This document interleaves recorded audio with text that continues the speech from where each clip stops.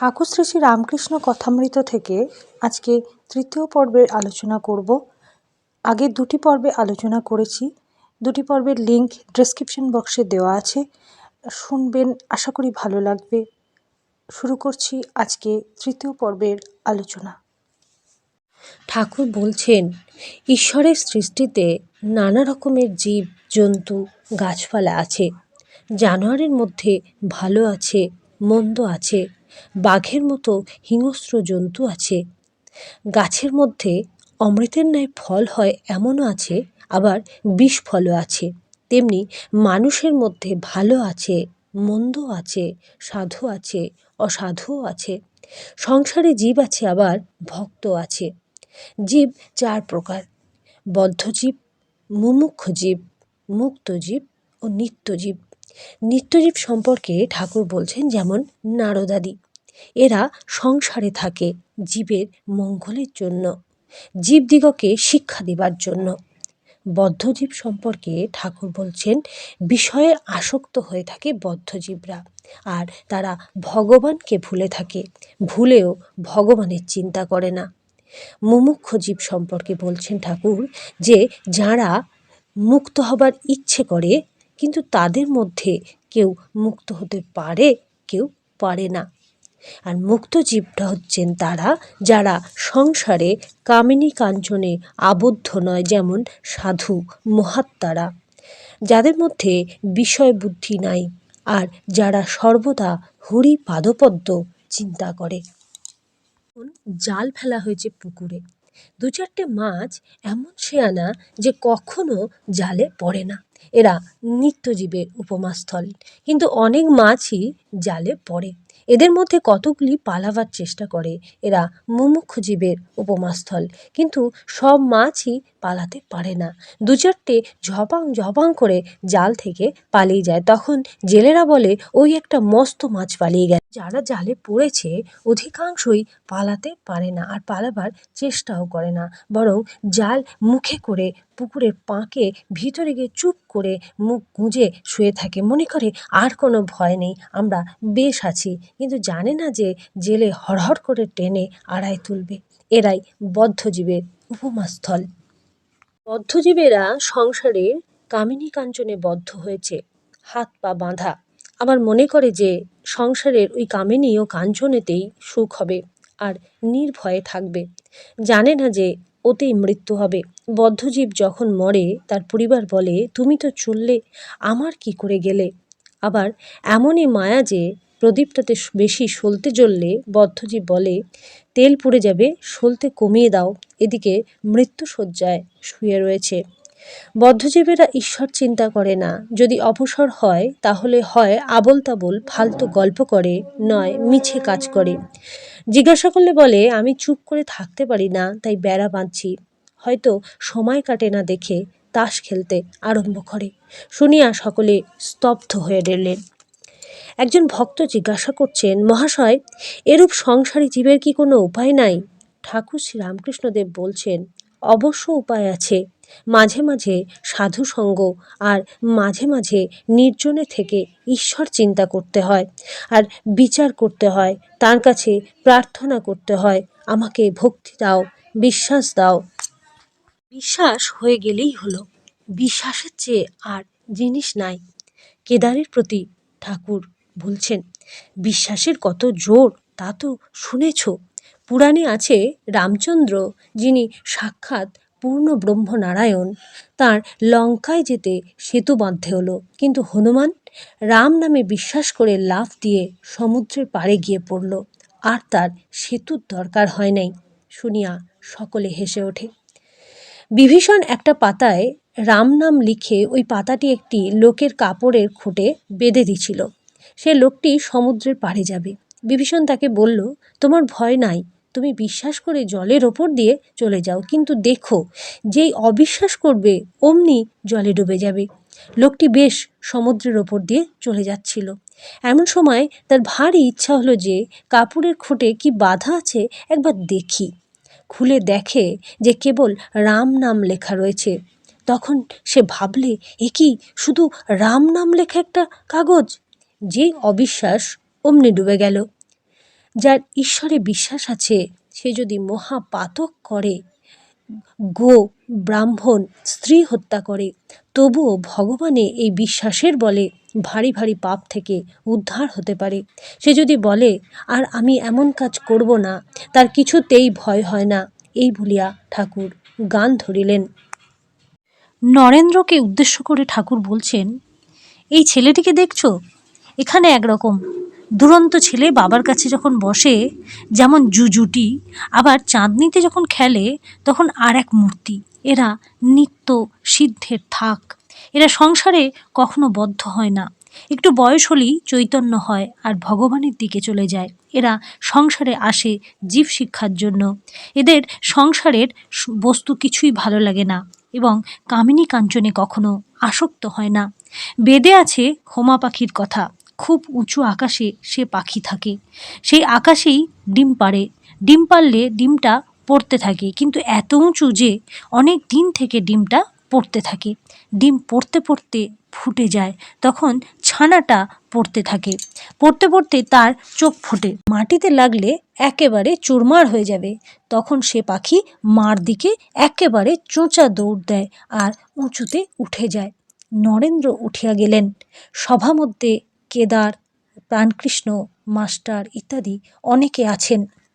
ঠাকুর শ্রী রামকৃষ্ণদেব বলছেন, দেখো নরেন্দ্র গাইতে, বাজাতে, পড়াশোনায় সবটাতেই ভালো।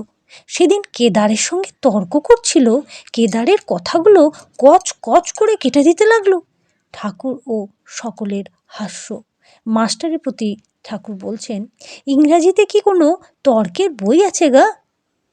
মাস্টার উত্তর দিচ্ছেন, আগে হ্যাঁ, ইংরাজিতে ন্যায়শাস্ত্র লজিক বই আছে।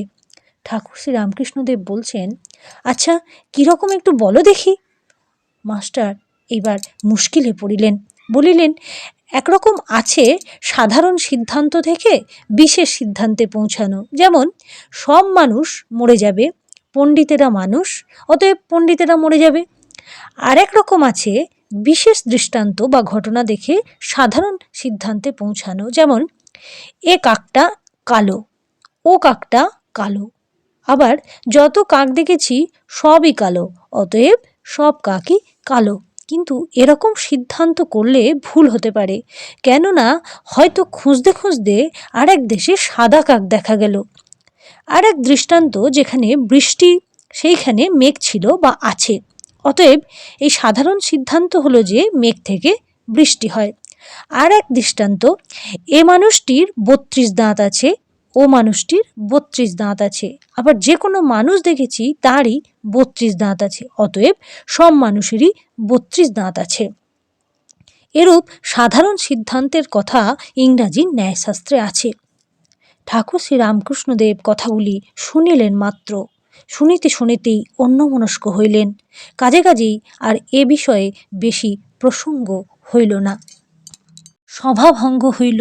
ভক্তেরা এদিক ওদিক পায়চারি করিতেছেন। মাস্টারও পঞ্চবটী ইত্যাদি স্থানে বেড়াইতেছেন। বেলা আন্দাজ 5টা।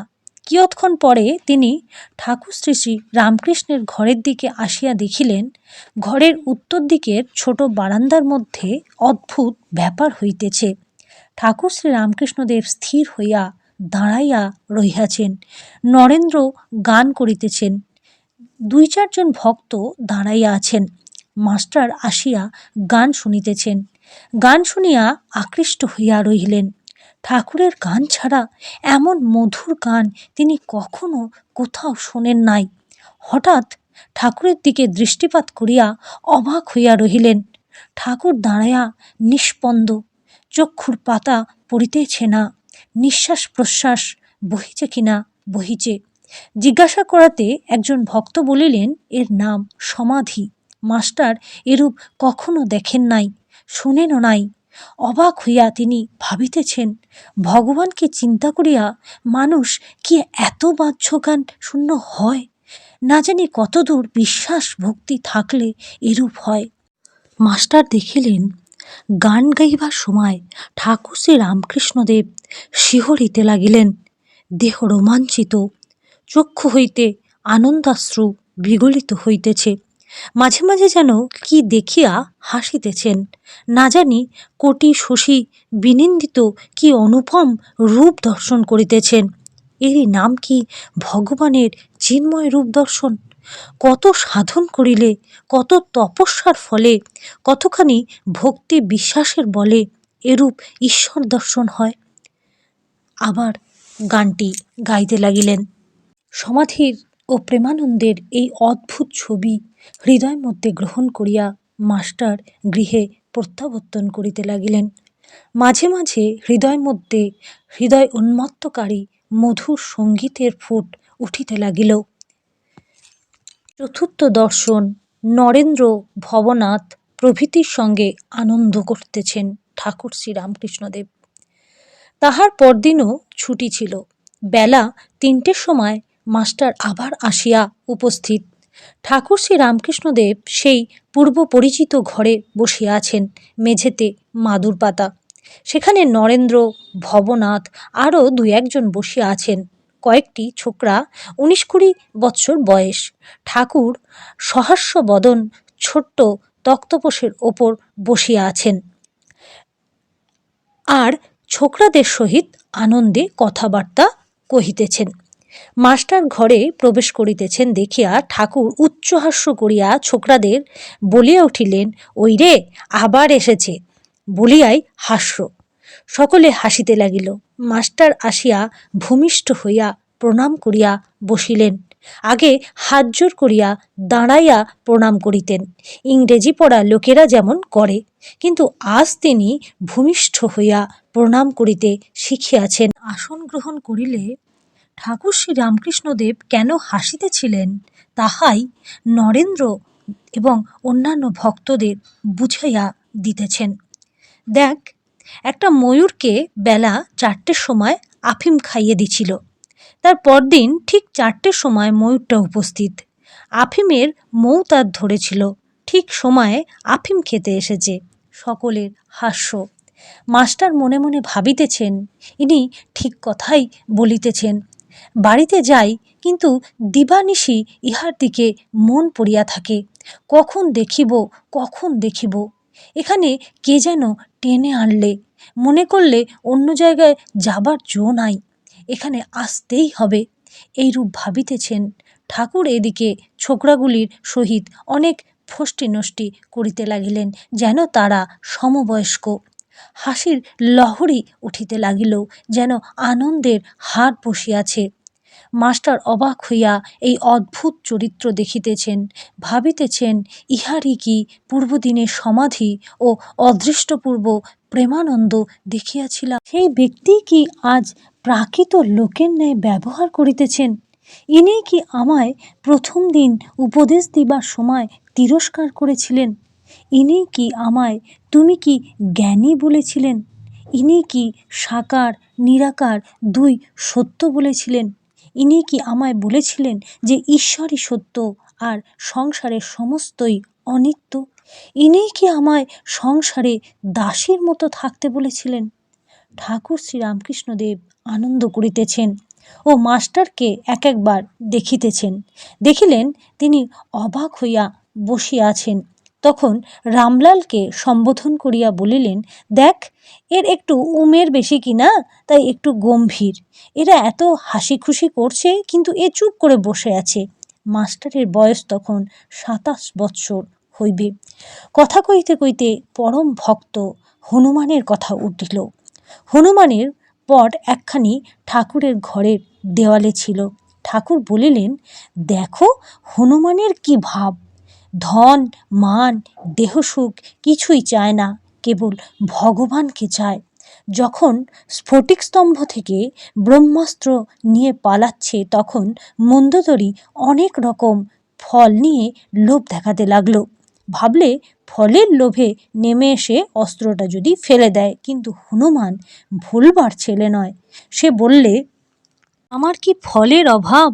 পেয়েছি যে ফল, জনম সফল, মোক্ষ ফলের বৃক্ষ রাম হৃদয়ে।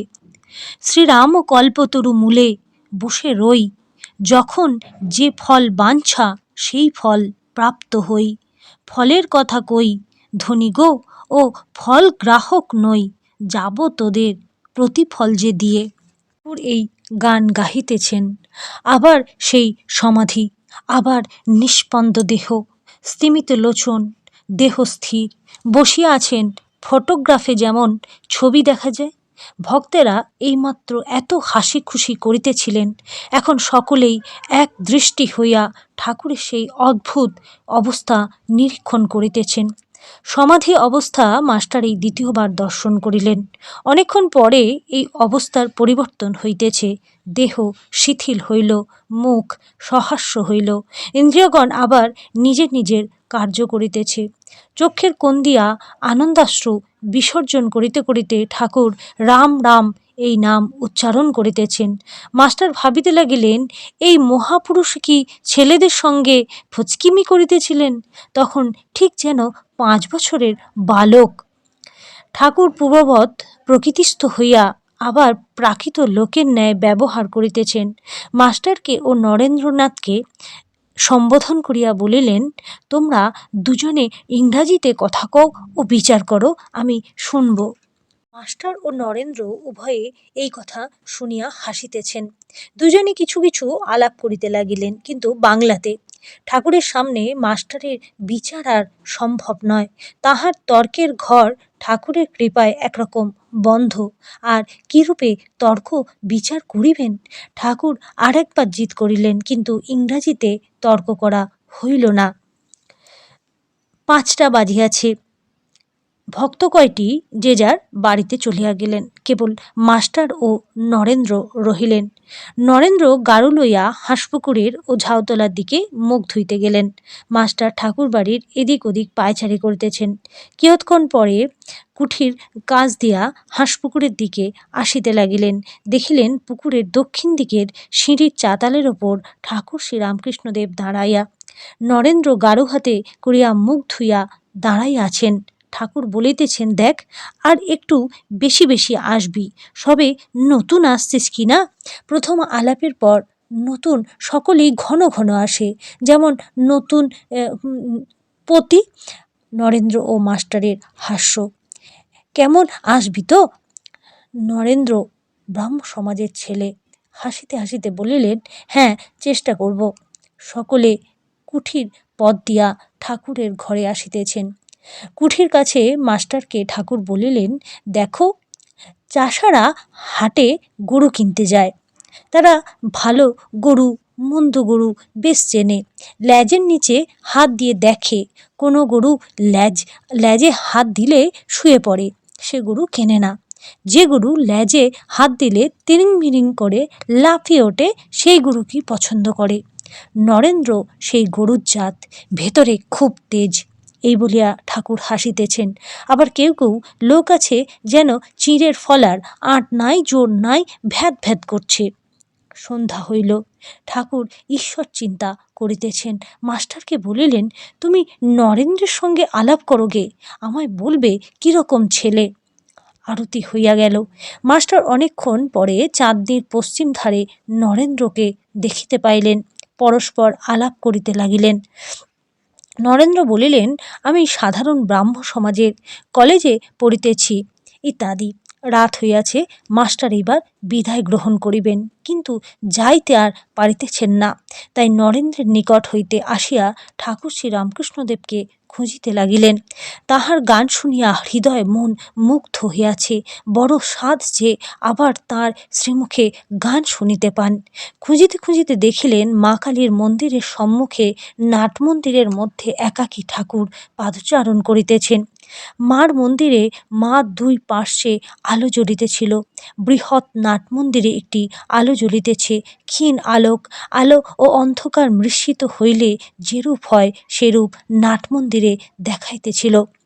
মাস্টার ঠাকুরের গান শুনিয়া আত্মহারা হইয়াছেন, যেন মন্ত্রমুগ্ধ সর্প।